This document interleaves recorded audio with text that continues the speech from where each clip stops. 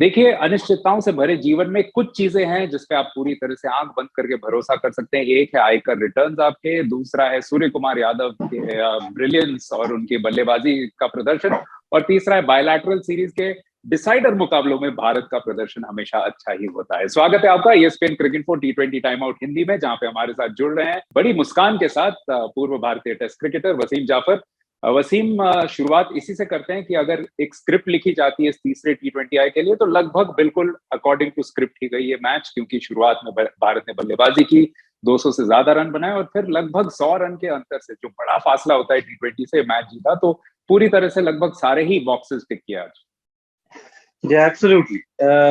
एक तो सबसे पहले बड़ा अच्छा फैसला टॉस जीत के पहले बैटिंग करने का, क्योंकि T20 में आप ऑलवेज टेम्प्ट होते हैं कि पहले बॉलिंग करें और चेस करें, बट आई थॉट बड़ा अच्छा डिसीजन था। और हमने लास्ट टाइम ये बात भी की थी कि राजकोट की विकेट बहुत फ्लैट होती है, बड़ा रन बनने की बड़ी संभावना है, और बिल्कुल वैसे ही देखने को मिला।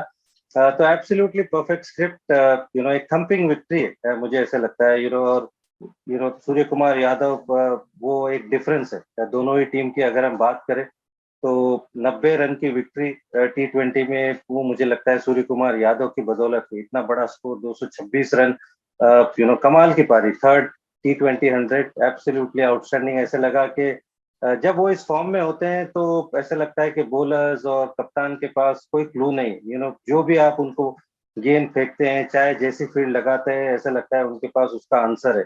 तो फैंटास्टिक नॉक, बहुत लकी है हम कि ये हमको देखने को मिल रहा है।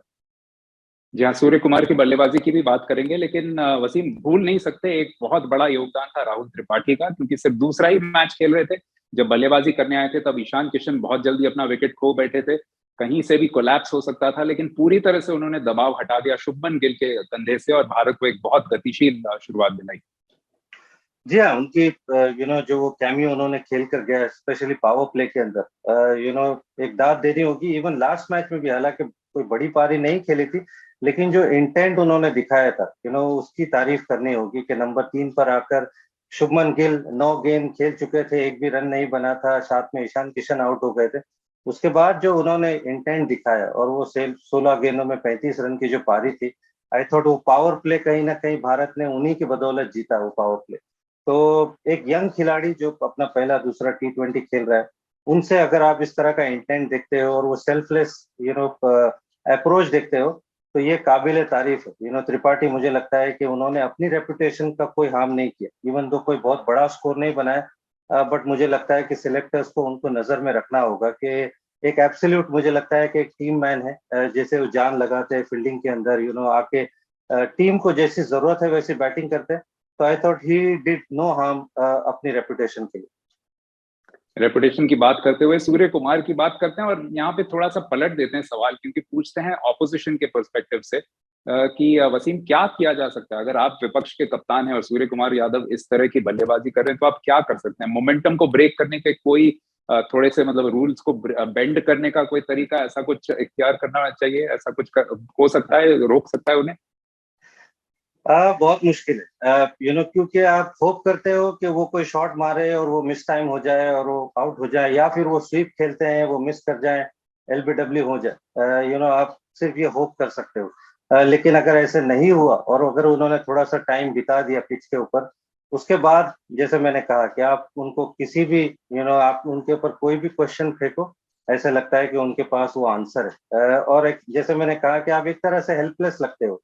तो ये मुझे लगता है कि तारीफ करनी होगी। वर्ल्ड क्रिकेट में, हमने AB डिविलियर्स की बात की कि वो एक ऐसे प्लेयर थे 360 डिग्रीज, और हम लोग लकी है कि इंडिया को ऐसा एक प्लेयर मिला। और खास करके मैं एक बात और कहूंगा कि इंडिया ने जब जब 180 प्लस स्कोर बनाया या 200 स्कोर बनाया, उसमें सूर्य कुमार यादव का बहुत बड़ा योगदान रहा है हर एक बार। मुझे याद नहीं है कि इंडिया ने 200 रन बनाए हो और सूर्य कुमार यादव ने कुछ नहीं किया हो, ऐसा मुझे याद नहीं। तो ये कहीं ना कहीं ऐसे लगता है कि भारत कभी कभी थोड़ा ओवर डिपेंडेंट भी होता है सूर्य कुमार यादव पे, खासकर जब हम बड़ा स्कोर चेस कर रहे हैं, और अगर वो आउट हो गए तो कहीं ना कहीं दूसरे जो बल्लेबाज है, मुझे ऐसा लगता है कि उनको थोड़ा स्टेप अप होना होगा अपने स्ट्राइक रेट को लेके। कभी कभार ऐसे लगता है कि too much dependence Surya Kumar Yadav पे, ये हमको थोड़ा सा हार्म कर सकता है। बट एब्सोल्यूट प्लेजर कि ऐसे प्लेयर को भारत ने पाया है। और इस तरह की पारियां हमको ज्यादा देर नहीं लगती, हर सीरीज में कहीं ना कहीं वो हमको ऐसी पारियां दिखाते हैं। जी हाँ, केवल 6 महीने में शायद तीसरा T20 अंतर्राष्ट्रीय शतक मार चुके हैं। लेकिन अब उस सेक्शन में आ जाते हैं जो हम हमेशा सीरीज के बाद करते हैं, क्या खोया क्या पाया। ऑब्वियसली एक बहुत बड़ा पॉजिटिव वसीम रहा है भारत की जो गेंदबाजी रही है। युवा गेंदबाजी क्रम थी, लेकिन अगर तीनों मैच में आप देखें तो 2 मैच में बहुत बढ़िया प्रदर्शन था। आज फिर से उन्होंने अपने रेपुटेशन को एनहांस किया। काफी खुश होंगे जिस तरह से अर्शदीप सिंह ने वापसी की। पिछले मैच में काफी सारे उनके प्रॉब्लम्स थे, लेकिन आज उनको दरकिनार करते हुए बहुत अच्छी गेंदबाजी की और फिर से शॉर्ट बॉल का बहुत अच्छा उपयोग किया। जी हाँ, और ये एक्सपेक्टेड भी था कि अर्शदीप जैसे कैरेक्टर है, हमने इससे पहले भी देखा था, वो एक कैच उनसे छूटा था शायद एशिया कप में, उसके बाद जिस तरह की उन्होंने वापसी की थी, और ये फॉरगेटफुल मैच जो सेकेंड T20 में गया था, उसके बाद तो एक्सपेक्टेड था कि क्योंकि क्वालिटी बॉलर है, ऐसा दिन हर एक के साथ नहीं होता है कि बार बार जाए, बट अगेन फैंटास्टिक, मुझे लगा कि उन्होंने बहुत बढ़िया परफॉर्मेंस किया। उमरान मलिक, आई थॉट वो भी एक तरह से एक फाइंड है इस T20 सीरीज में, इवन दो थोड़े से मुझे लगा कि एक्सपेंसिव हुए, लेकिन जो लेंथ उन्होंने हिट की है, जो कंसिस्टेंसी से उन्होंने पेस जनरेट किया है, कहीं ना कहीं थोड़ा IPL में ऐसा लगा कि थोड़े वेवर्ड है, और जैसी उनकी पेस है थोड़े एक्सपेंसिव होना हम समझ सकते हैं, लेकिन वो कंसिस्टेंटली कप्तान को एक ब्रेक थ्रू दिलाते हैं। अगर हम पहले T20 की बात करें, वो दसुन शानका का विकेट वो छोटे रन चेज में बहुत क्रूशल था। तो अगेन मुझे लगता है कि अर्शदीप तो है ही, उसके अलावा उमरान मलिक ने जिस तरह से गेंदबाजी की, आई थॉट वो भी एक तरह से मुझे लगा कि find of this T20 series है। एक खिलाड़ी के बारे में आपसे बात जरूर करूंगा, एक युवा खिलाड़ी शुभमन गिल, उनके बारे में हमने बात की थी दूसरे मैच के बाद भी। आपने कहा था कि शायद अगर उनको रेस्ट देके ऋतुराज गायकवाड़ को यूज किया जाए तो बेहतर होगा। आज उन्होंने रन जरूर बनाए, लेकिन फिर से थोड़ा सा दिखाया कि बतौर T20 बल्लेबाज उनके गेम में अभी भी काफी काम बचा है। जी हाँ, थोड़ा स्पेशली पावर प्ले में मुझे ऐसा लगता है कि कभी कभार ऐसा लगता है, कभी बहुत हॉट है, कभी थोड़े से कोल्ड है।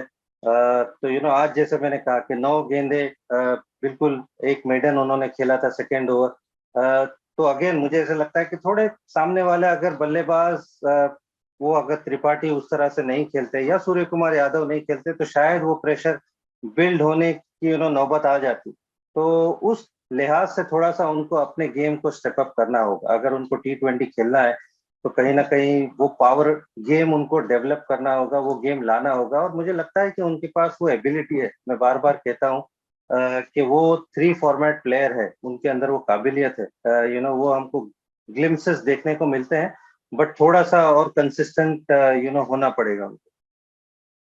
जी हाँ वसीम, हमेशा की तरह आपके सटीक विश्लेषण के लिए बहुत बहुत शुक्रिया। और याद दिला दें कि वसीम ने कहा था कि तीसरे मैच के लिए भारत फेवरेट है, और ओवरवेलमिंग फेवरेट की तरह ही खेला भारत और इस सीरीज को अपने नाम किया। आप देख रहे थे ESPN Cricinfo T20 time out Hindi.